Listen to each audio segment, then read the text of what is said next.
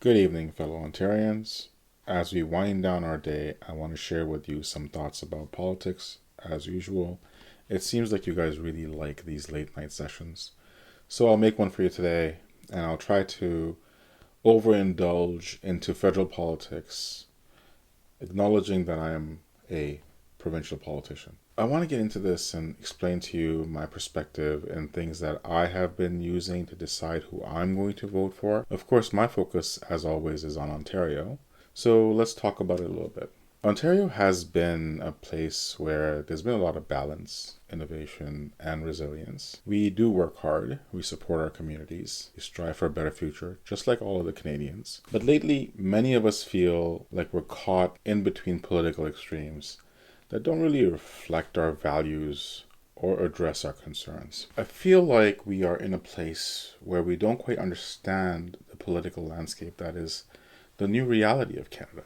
So let's go through each of the parties and things that I've been taking note of.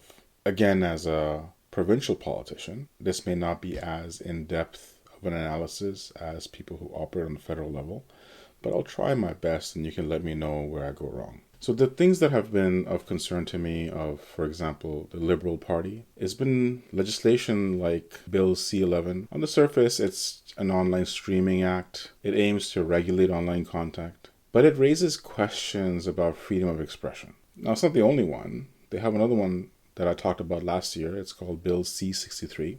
So this is an Online Harms Act. It seeks to address harmful online content, but sparked and continues to spark debate about potential overreach and censorship. These efforts, while they're well-intentioned, they need careful scrutiny to ensure that they don't infringe on our rights. The Liberal Party has done this in the past. There's examples of the truckers' envoy. There's examples of things where they restricted their finances. So there have been some very concerning activities that have occurred in the last decade.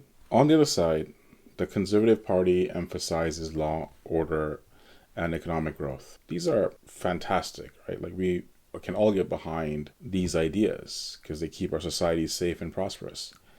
However, proposals like using the notwithstanding clause to override certain rights is disturbing, and supporting measures that could lead to increased surveillance raise concerns about civil liberties and a balance of power being shifted in a direction that can be scary.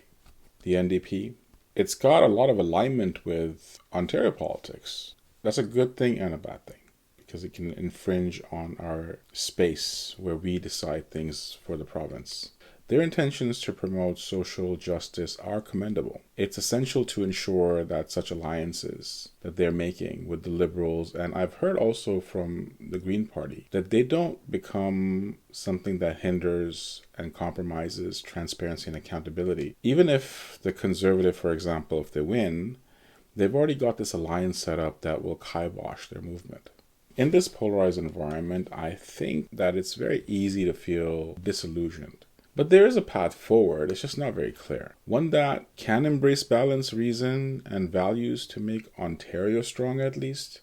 That makes our decision a little bit simpler because Ontario is such a huge part of Canada and its economy and prosperity. So I'll talk about that a little bit now, that we need to address policies that protect freedoms while ensuring safety. We require economic strategies that promote growth without sacrificing equity. And we must foster a political culture that values dialogue over division. Now, how do we move forward together? There has been a lot of concern around unity in Canada.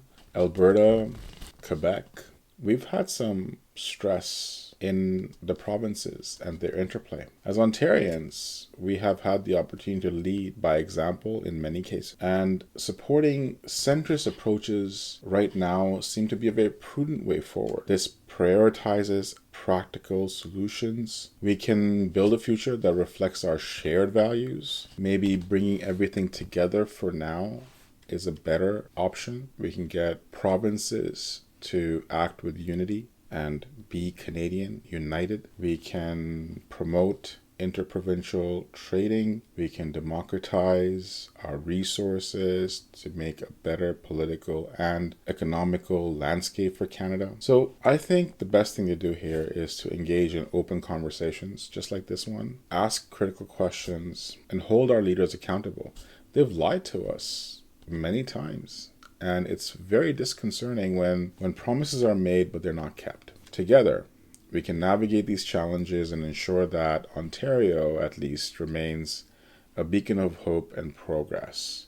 We have other provinces that are also pulling in their weight and are doing an amazing job. We need to unite everyone to be on one footing, the Canadian prosperity footing. And we can do this on the federal level. I want to thank you for listening to me tonight. And as we reflect on these important issues, I know I am reflecting on it. Let's continue to work together for a better tomorrow. Have a great night.